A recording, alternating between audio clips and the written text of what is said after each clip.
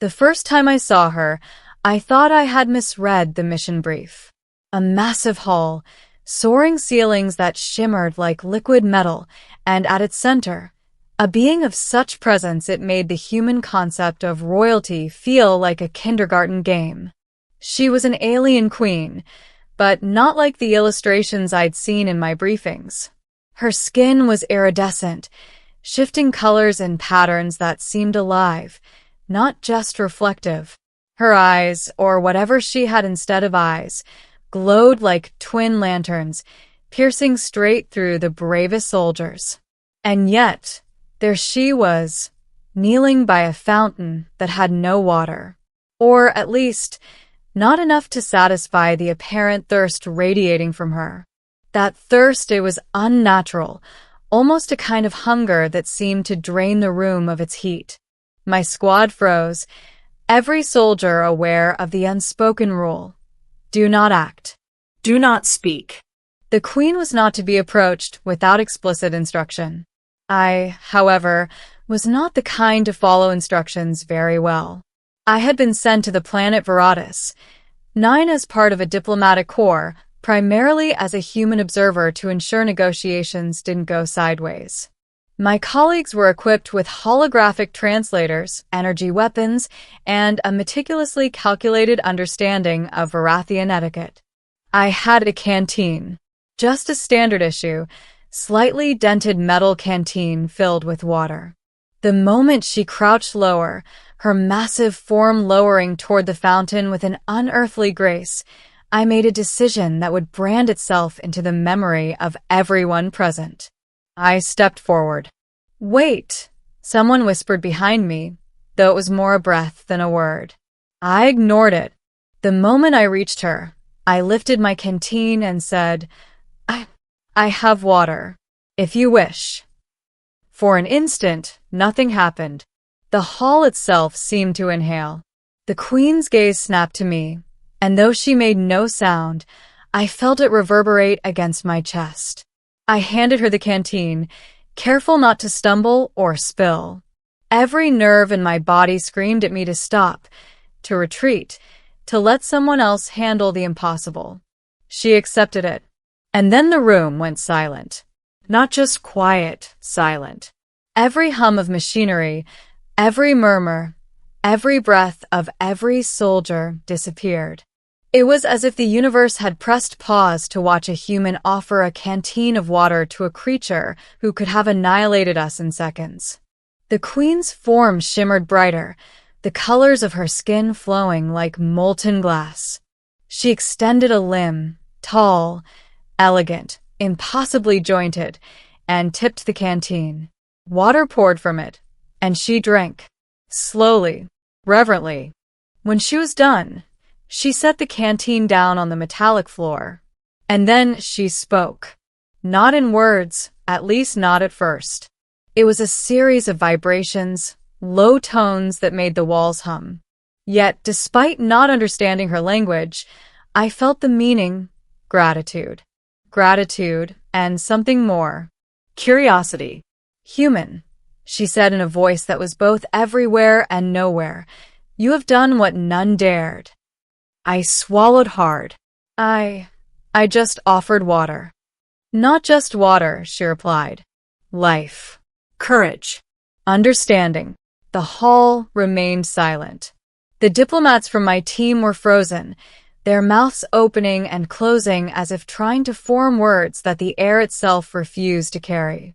Even the soldiers, normally stoic, seemed to shrink back into shadows. For a moment, I wondered if I had just committed a diplomatic faux pas of monumental proportions. Perhaps offering water to the queen would be seen as disrespectful. Perhaps I had doomed humanity. Instead, she smiled. Her smile, or whatever the Varathians considered a smile, was terrifying in its intensity. It radiated power, history, and a subtle acknowledgement that she was pleased with me. And then she spoke again. You are the first human to act without fear, without calculation, without expectation of reward. You are interesting. I almost laughed. Almost. The silence broke then, though gently, as if the room itself had been holding its breath for years. Soldiers straightened, diplomats fumbled for translators, and my commanding officer, a man with a jaw perpetually set in disbelief, muttered, "Did he just what?" I ignored them. I was still staring at her, still trying to comprehend the fact that an alien queen, the ruler of a civilization whose power spanned star systems, had just thanked me personally for offering a canteen of water. "Why are you here?" I asked. It was the first genuine question I had directed at her. Most humans would have crumbled, intimidated into silence. I could feel it too, that wave of fear, but something stronger, curiosity, empathy, audacity, kept me standing. She tilted her head. "I am thirsty," she said simply, and then she added, almost as an afterthought, "in ways beyond water. You understand this." "I think I do," I replied cautiously. Sometimes the simplest gestures mean the most. Her iridescence pulsed brighter, and I felt the temperature of the hall shift. Not hot, not cold, just changed. Alive. Vibrating in resonance with her. "You have offered more than water," she said. "You have offered trust." I blinked. "Trust?" Yes. "And that is rare among your species. Even the ambassadors you brought, fearful, cautious, polite, they do not trust. They expect calculation. They expect control. But you," she paused, and the air seemed to still. "You act. You give. You risk everything." Her words, or whatever they were, sank into me. I had always considered myself a pragmatist, someone who followed orders and survived. Yet here I was, realizing that the small human act of offering water had changed something profound. And then she did something unexpected. She extended another limb, reaching toward me, not aggressively, but in a gesture of connection. I hesitated, then placed my hand in hers. Her touch was electric. Not literally, but every cell in my body screamed awareness, attention, and life. "You will come with me," she said. "You will see what no human has seen. And you will be remembered, not for your obedience, not for your caution, but for your courage." I was stunned. "I me? With you?" Yes. "You," she replied. "Because water is more than water. And so is courage more than bravery. You understand this. Others do not." The diplomats were staring. Some were shaking their heads. Some were whispering urgently. But I was focused entirely on her, on the alien queen who had turned a single act of kindness into an interstellar declaration. Over the next few hours, as we traversed the palace of her people, I began to understand. She introduced me to chambers of knowledge older than humanity, corridors filled with creatures and machines that defied physics, and libraries where memories were stored in liquid crystal matrices. And always she spoke to me, not as a subordinate, not as an ambassador, but as an equal in curiosity and respect.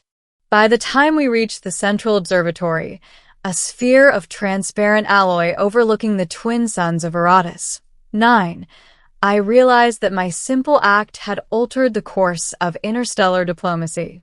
She had been wary of humans, cautious of their intentions, and perhaps even dismissive of our species. And yet, here she was, trusting me. "Do you see?" she asked, gesturing to the expanse of stars. "The universe is vast. Fear is easy. Suspicion is easier. But understanding requires action. And you acted." I nodded. "I just offered water." Her laughter, or the closest approximation her species had to laughter, echoed through the observatory. It was a sound of joy, of relief, of genuine amusement. Yes.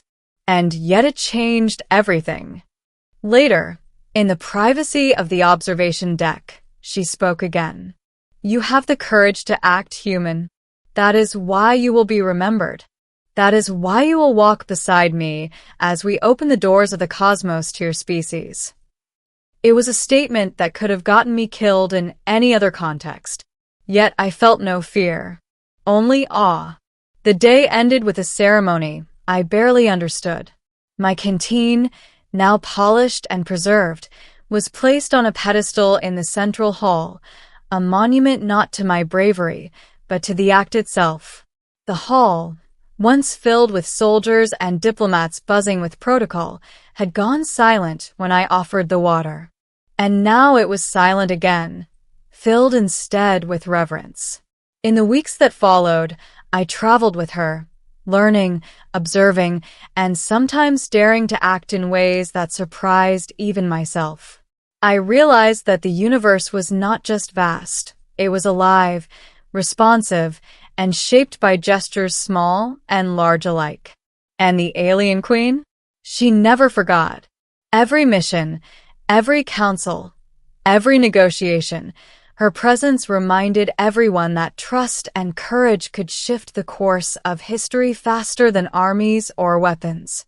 I often thought back to that first moment, the hall silent, all eyes on me, the canteen extended. It was absurd, really, how something so ordinary could hold such extraordinary power. Yet in that simplicity lay the truth of the universe. Sometimes, a single act of care is more profound than centuries of strategy. And so, when she leaned toward me one final time in that gleaming hall and whispered, "You have offered more than water. You have offered the soul of your species," I knew that the universe had just tilted in a new direction.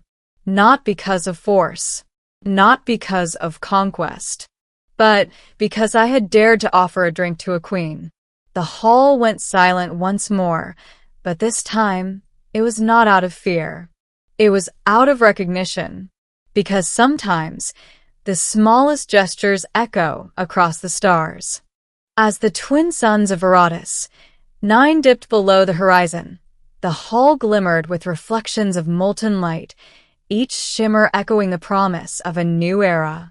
The alien queen, towering, luminous, and impossibly regal, turned her gaze to me one last time. "You have offered more than water," she said softly, her voice resonating in every corner of the hall. "You have offered courage, understanding, the seed of what your species can become." I nodded, feeling the weight of the moment.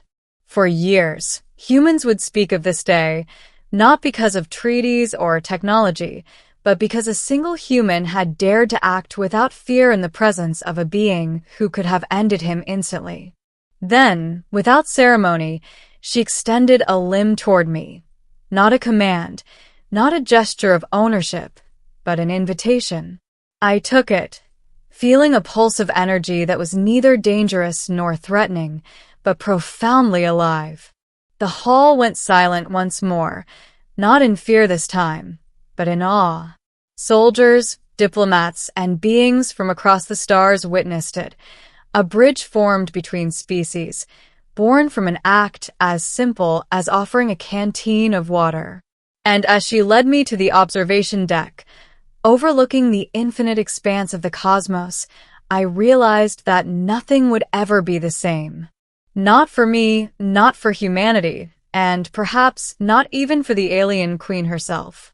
Because sometimes a single gesture, small, human, and seemingly insignificant, can echo louder than the roar of empires. And in that echo, the universe listens. The canteen, now enshrined, was more than metal and water.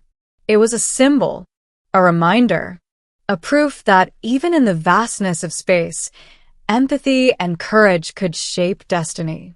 The alien queen smiled, her iridescent form pulsing softly like a heartbeat. And I understood, with perfect clarity, that the universe had just tilted toward hope, one simple act at a time. The hall remained silent, the kind of silence that carries meaning deeper than words ever could. And in that silence, I knew I had changed everything.